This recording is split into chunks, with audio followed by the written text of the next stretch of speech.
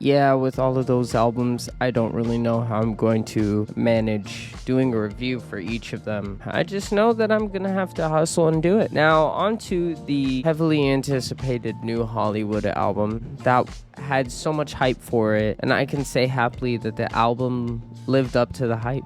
Now, unfortunately, if you want to hear that New Hollywood is a 10 out of 10 album, you're not gonna hear that. It's not 10 out of 10. So I'm just gonna talk about the positives and negatives of the project. And first, let's start with the positives. One of the biggest positives of the entire album is that there are quite a few songs that I would label instant classics on here. Or they're just really good. I would say legendary. Obviously Praise, but that's been out for over a year and it was an instant classic. You have songs like Hollywood and MySpace, which are also instant classics. So far, it's been like 4 or 5 days since New Hollywood dropped, and every time MySpace comes up, I am bobbing like crazy. It is an amazing song. Hollywood actually makes me float like a Kanye West song. It also gets me hyped. So it's very nice to see quite a few instant classics on one album. And as far as the interludes go, which I will dive into more depth later, I think that we have a nice mix of extremely well done interludes or intros, or for short on this channel from now on, I'm just going to call it IIOs because that's going to stand for intros, interludes, or outros. It's honestly annoying to say intros, interludes, and outros constantly. So yeah, so IIOs. The IIOs on this album range from okay to absolute perfection. I also like the fact that the project stayed in its sonic narrative, and it didn't really, except for one song on the whole album, get out of that narrative. It stayed pretty sonically faithful to its sound throughout, and that was definitely a positive of the album. When listening to this album, I kept thinking to myself, so it obviously can't get a 10, and that's for the reasoning of, and we're gonna start getting into negatives here, Human, which is the song that is getting the most attention from people on Apple because they put that song on the New Music Daily playlist. A lot of people listen to New Music Daily, and so if your song is put on there, that's the song that's probably gonna get the most attention. The fact that Human was put on there is great for RG, but it's probably the song that's gonna get the most attention, the most plays, and that's not good for me because I hated it. The reason I hated Human is because it feels so out of place. It has an alternative sound to it, or a rock and roll sound to it, as the song tries to point across, not very subtly, with RG going with the lyrics, rock and roll. Like, okay, we got it, it's a rock song. I don't know, just every time I hear it, I want to skip immediately. There's no part of me that doesn't want to skip. And the only positive of the song is the fact that the final 40 seconds are comprised of rap and a beat switch. I do not want to stay for 2.5 minutes and listen to a song that I don't enjoy personally just for 30 seconds of a payoff that's decent. You know what I'm saying?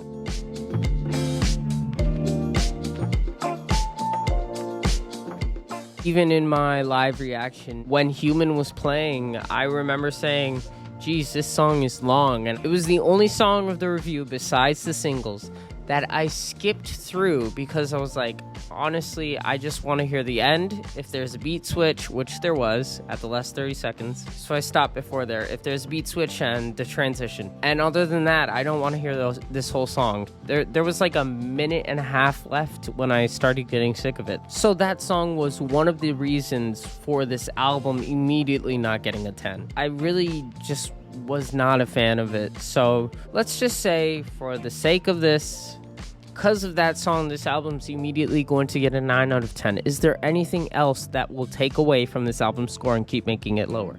Yes, there is. First of all, there is the inconsistency in the album. On this album, we can have songs that are instant classics, as I've said, like MySpace or Hollywood. And then in the same album, we can have a song like Human. I gave a personal score to each song. You know what I gave MySpace? A 10 out of 10. You know what I gave Hollywood? A 10 out of 10. You know what I gave Human? A 4.5 out of 10. And honestly, I'm thinking I should go lower. The fact that you can have such drastically different scores or such varying scores in one album doesn't help with the entire project. Because remember, this is looking at a project in its entirety. This is not looking at one song and going, oh my gosh, that's an amazing song. This whole album is a 10. No, you can't do that. It's not just that, although Human is the weakest song on the album, you get songs that are instant classics, and then you get songs that are just okay, like Already, which was nothing special, but nothing too great either. I ended up giving that a 6. Melatonin, to me, was a good song. 350 had a solid feature. I mean, a headbanging feature, definitely. And RG's hook was very catchy indeed, but other than that, I prefer MySpace to Melatonin. When rating a bunch of the songs of the album, let me just tell you right here, okay? You ready? 6 of the 16 songs, I would give a score of 8 and above. And you know what? Right now, for this album's sake, let me just remove the interludes, the IIOs, okay? So instead of 16, let's just say it's 12 songs. 6 of the 12 songs I would rate 8 and above. 6 of the songs I would rate a 7 and below. And out of those 6 songs that I would rate a 7 and below, only one has a 7. The rest have a 6 or lower. The good news is that 4 of them, their scores are like a 6.5, which means it was okay, and it was leaning towards good, but something there was making me go, I don't know. If there's reasonable doubt, and there was reasonable doubt, the only song that ranks below a 5 is Human, and you already know why.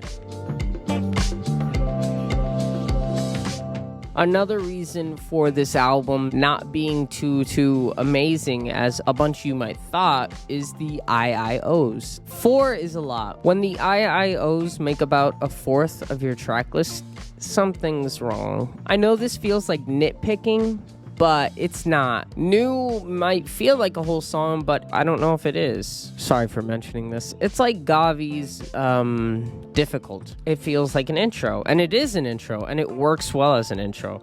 New is a good intro, but it still is an intro. It's not an official song. There were too many IIOs though, because then you had Floating, Kids Again, Running 2. Honestly, the best out of all of those IIOs I just mentioned was Running 2 and New. Those were really, really good.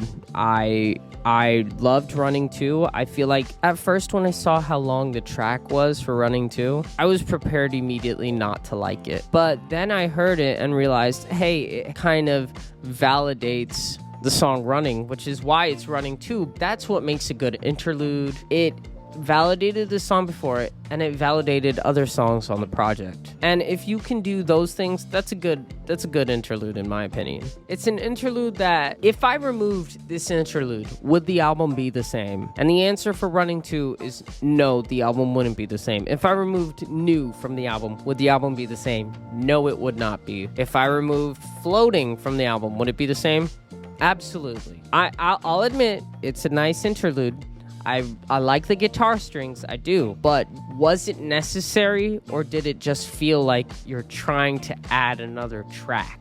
Unfortunately, I'm gonna have to go with the latter. It felt like you're adding another track. And then finally, my least favorite interlude, which was Kids Again. It had lyrics from a song before, so I mean, you could say it was validating, but in the context of the album, since it's technically the closing song, I just don't know how it works. I honestly would have been happy if Hollywood was the closing song of the album, because I know Praise is the closing song of the album, but honestly, that feels like the credits of a movie. And hey, I'm a sucker for good credits, and it's a great credit song, so I'll live with it. But I don't know about kids again. That's a strike against kids again. That's a strike against humans. And finally, my biggest problem was the narrative storytelling on some of these songs. This album's telling the story of journeying to New Hollywood, which I DM'd WHATUPRG and asked him what New Hollywood means. He hasn't responded or seen it, but I would like him to answer me what does New Hollywood mean to him. But my interpretation so far is that New Hollywood means our journeys to heaven.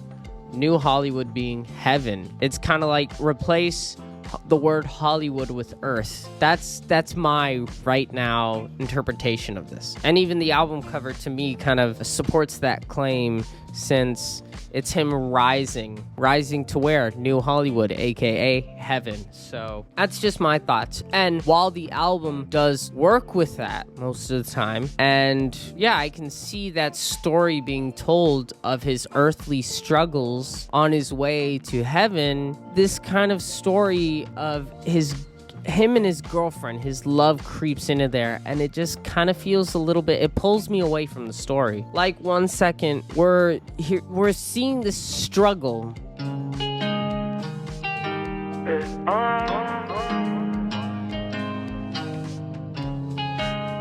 How good you know, Jada? Most of the time, the story works, and I can really feel that. Melatonin's a great song. It kind of details the struggle of having a broken heart and keeping your faith with a broken heart. Songs like Love You, which I like Love You. It's actually grown on me. It was one of my bottom songs when I first heard it, and then I was like, hey, that's actually a pretty good song. So I liked that. The lyrics to me doesn't fit with the whole narrative of the album. Like how Running and Running 2 are technically connected, Need You and Love You are not. Need You's about God. Love You isn't. It doesn't feel right that two songs with a connecting name, one would refer to God and one would not. Just feels wrong. And then on top of that, you have, to me, one of the songs that I did like originally and now I'm not the biggest fan of already. That song's confusing too. It does not fit within the narrative structure of this album. Like I said, it details struggles. What is the struggle of already? What are we trying to say with this song? You look at the lyrics, it's like, I think of you when I'm drinking. What is this song trying to say? I don't know. Love You makes more sense than already, and that says something. One more tiny, and this one I'm telling you is a nitpick. And then we'll go on to a few of the true positives of the album, which is Sober. And let me just tell you, I really like Sober. I gave it a 9 out of 10. And the reason that a point was deducted from the song was because of the lyrics. As I just said, the narrative storytelling for this album needed a little bit of fine-tuning. And I think this song is a great example of that. I think that the point of Sober and the message it's trying to convey is the duality of man. The whole idea of, man, I love me when I'm sober. I love it when I'm me. Man, I love it when I'm floating. Tequila helps me go to sleep. Those two kind of lines are completely different. One is saying, I like this, but I love this. And to me, it took me a while to get that because the lyrics were not as clear. I realized if you wanted it to work, you should have put in the lyrics the word but. That would have helped it because in the lyrics it says, I love me when I'm sober. I like it when I'm me. Man, I love it when I'm floating. Tequila helps me go to sleep. If you had put a but right before man, I like it when I'm me, but man, I love it when I'm floating, that would have completely nailed in this idea of duality that I know you were trying to convey with a song. That would have completely put it in there. And then it doesn't help when you got Paris, who both features on that song did amazing, but Paris kind of did help get the message in. Just read the lyrics to his verse, you'll be like at first, but then when you look at it with the idea that this song is trying to give you like the message of duality, you don't have to look at it as in with drugs or drinking. You can look at it with an addiction. You can look at it through the lens of a lust, a mental issue, a being prone to get angry fast, any small issue that any Christian might deal with. That song kind of deals with the fact that, like Paul says, you do what you don't want to do, but you don't do what you want to do. It deals with that. but it could have been a little more clear. So that was the tiny nitpick of that song. Other than that, half of these songs I know I will be listening to in the future. Definitely MySpace, Hollywood, Praise, Sober. I will have these on rotation 10 years into the future, I know that. Now to look at other things, and probably one of the unexpected highlights of the album, which I didn't mention, but I know it will be on my rotation, is 285. This song is the definition of floating. Caleb Cruz does an amazing job on the hook. Amazing. I was honestly super excited. Here's my reaction to hearing Caleb Cruz. That's Caleb Cruz. It brought an actual smile to my face hearing Caleb's voice. And then WHATUPRG, I love the minimalist production on here. It works on some tracks like Running. I think the minimalist production worked, but here it's just done better. The build up from nothing to something is great.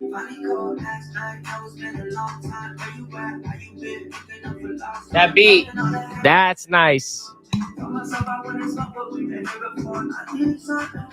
It's truly one of the better tracks, and I must say that I love the cinematic and epic feel. Something I said about Tripley's The End album. I can say this album kind of did that better, except for Human. It retained that feeling throughout and really hammered that feeling of epicness home. Overall, I think it was a good album, and I think it was so close to reaching great. I wanted to give this an 8 out of 10, but something wouldn't let me, and I think it's the fact that both The End and No Church in a While are 7.5s, and do I think that this is better than The End or No Church in a While? And the answer is no, I don't think it's better. It has songs that definitely may outdo both of those albums, but it also does not have songs that outdo both of those albums. In fact, it has songs that are worse than anything on both of those albums. There is not one song on No Church in a While that I would give a 4.5.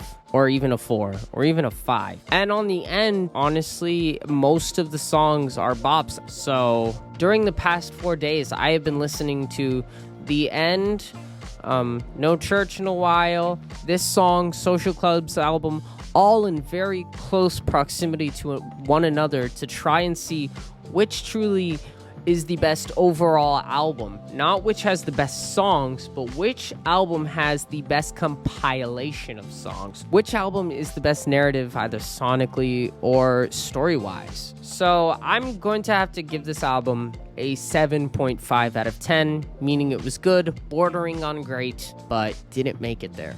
In other words, Icarus flew a little bit too close to the sun. We still got that legendary tail, but at the end of the day, it's not 10 out of 10. Because we had 2 albums come out in such close proximity, I thought I'd review Social Club's Everybody Loves a Comeback Story in the same video. I know I could have done it in a separate video, but I just thought, what the hey, why not just get this out of the way? Social Club actually surprised me with this album. They said that it would be their best album, and honestly, they've been releasing more solid albums with every single release. Mood and Doom has some of my favorite songs on it, while Feared by Hell has also really good songs on it. So Social Club has the ability to drop a bop. Now, I will say, when looking at this album and just most Social Club albums, you're not going to find too much storytelling in their project, which is fine. You don't need every single track to be part of an entire story. Like, New Hollywood was trying to do that, but sometimes you don't need to do that. If WHATUPRG wanted to release just like a compilation of songs that had nothing to do with each other, but like he just put them on an album, like great. I don't know if that was the intention with Social Club's album, but I didn't really get a tight storytelling structure on this album. So that is one thing to really think about and take into account when reviewing this album. And I found that very consistent, whereas WHATUPRG's was not. Whereas you could have a 4.5 and a 10 on the same album, here the lowest you have is a 6 and the highest you have is a 9.5. So a much closer thing. 8 and above outweighs the 6s. There's only 2 tracks on this entire album that to me deserved a 6, and one of them is a 6.5, meaning it was closer to a 7 than a 6. On a lot of these tracks, even tracks that I did not think I would love, I ended up liking. The opening track, I Can't Fail, I heard on Instagram and I was like, man, this sounds like good rapping, but it doesn't sound like my type of beat. It was my type of beat. I actually ended up enjoying the hard vibe to it, and I really ended up just feeling like, yo, this is a pretty fire song. Fern did a good job on it. Marty did a good job on it. What more is there to say on any of the songs than everybody did a really solid job. Let me just mention the highlights of the album, though. Who That Is, probably the best song on the album because it is a whirlwind of nostalgia, because while it doesn't sample anything per se, it brings you to that sound of Miami, which is the Who Let the Dogs Out. It has a very similar feeling to it, and I love that. The song that I would say most surprised me, though, was Unstoppable. It felt like a Black Eyed Peas inspiring song, like Where's the Love? It felt like that. Every time I play it, I'm like, yeah, I can't dun, dun, I'm unstoppable, dun, dun, dun, dun, I'm unstoppable. It's a really nice song. And the beats on Sunday Service, great. Rendezvous, even though I'm not the biggest fan of that song, like, it's still catchy. That says something when a song is catchy and you're not the biggest fan of it. Like, every time it comes on, I can't help but go, gotta go me God, it's a rendezvous. And like, I'm vibing to it. The One Out the Friend Zone has a really nice Latin inspired beat, and I like that. Again, John Keith, and by the way, the song was called Again has a really nice beat to it. I love the synths at the end. Oh, I'm a sucker for a good synth.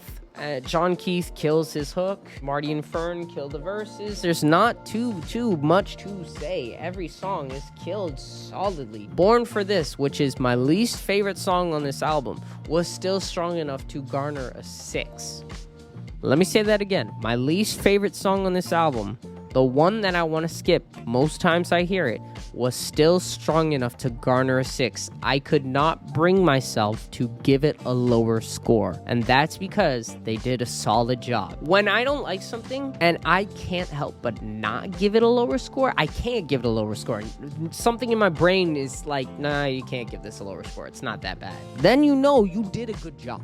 Zach Paradis did a great job on Human. Also, I gotta talk about Welcome to the Club, my new favorite hype song. Like, oh my gosh, every time this plays, I'm like, yeah, let's go,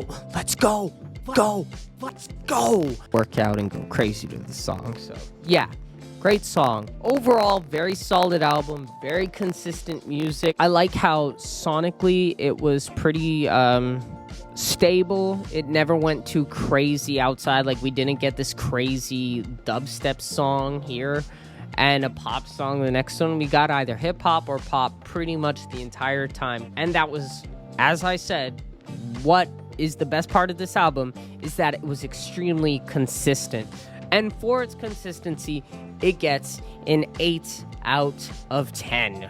Yes, I know. It ranked 0.5 higher than New Hollywood, meaning that it was solid for being great. And I don't regret that, honestly. I know that there will be songs from New Hollywood that I will be listening to more than Social Club's Everyone Loves a Comeback Story, but I wouldn't be surprised if I actually end up listening to this album more. And by that I mean, like, if I play a song on this album, I'm gonna play another one and another one and another one, because they're all consistently good. So I hope none of you want to kill me after hearing that. If you stayed this long, I thank you so much. I honestly do once in a while watch my videos, and I find that I enjoy them on 2-speed, but your own preference, really. Remember to like, subscribe, please comment, tell me what you thought of my review, tell me if you thought it sucked, tell me if you thought the scores were terrible, or if I'm a crazy person. What did you think of WHATUPRG's New Hollywood? What did you think of Everybody Loves a Comeback Story?